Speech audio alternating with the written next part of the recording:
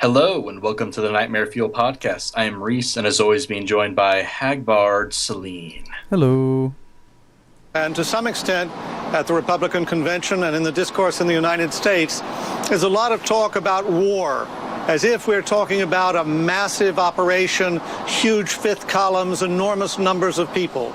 Even when we're talking about countries that have had a number of people go to Syria and train with ISIS and perhaps come back, we're talking about a few hundred here and there. Don't be concerned about a few hundred people going and training with a terrorist organization. Everything's fine here.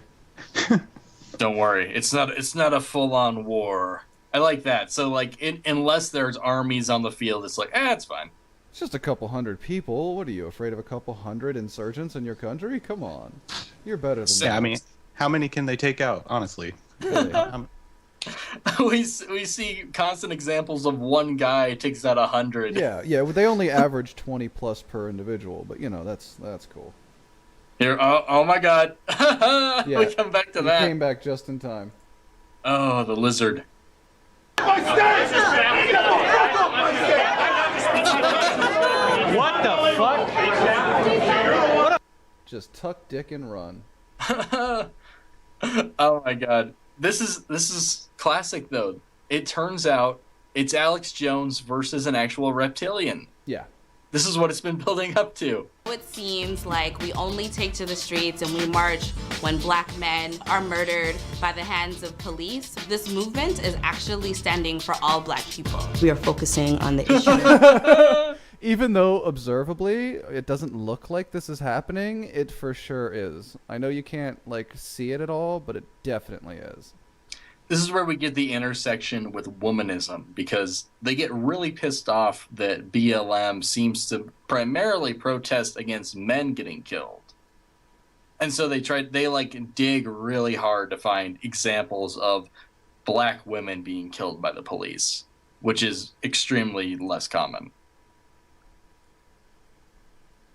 So sexist.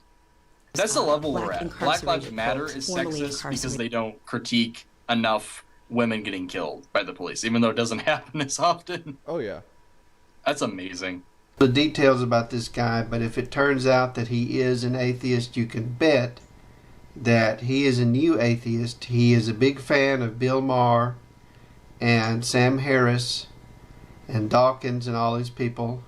Oh, is this the origin of why he assumes all atheists worship these people? Oh no, he has a long storied history, years on YouTube making, teaching people Arabic. He's always been a Muslim apologist, but I think he really started jumping on the fuck new atheists after the Ben Affleck debacle. Why? I don't think I'm legally allowed to make responses to her anymore.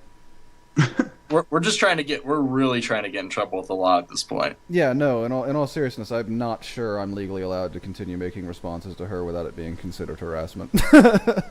Anything's considered harassment at this point. I have repeatedly contacted her on multiple accounts, so it's possible this is bordering on harassment now. This is fun. Let's do what to do if your spells do not work. Just to kind of break it up. This is amazing. Oh, I have to watch this now. This is going to be amazing. Buddy. Midnight Goddess. Oh my god! Is that a goblin that was just fucking summoned? Holy Yes. shit. What the fuck?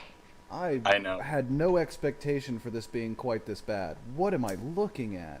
I'm so sorry. Never mind. I'm White people not are sure worse. if she's cross-eyed or what. I don't fucking know. Just know that every time you ridicule her, it's ableism. Probably.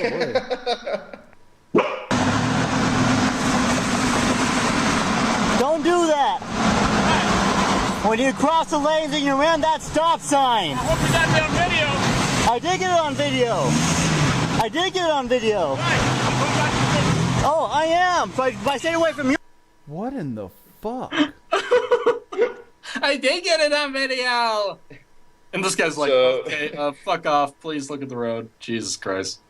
This guy's acting like a low-budget Batman right now. Like, how dare you run that stop sign? I am justice I got it on incarnate. videos. Well, he was going to report the Papa John's video to corporate. I think this is going to corporate as well.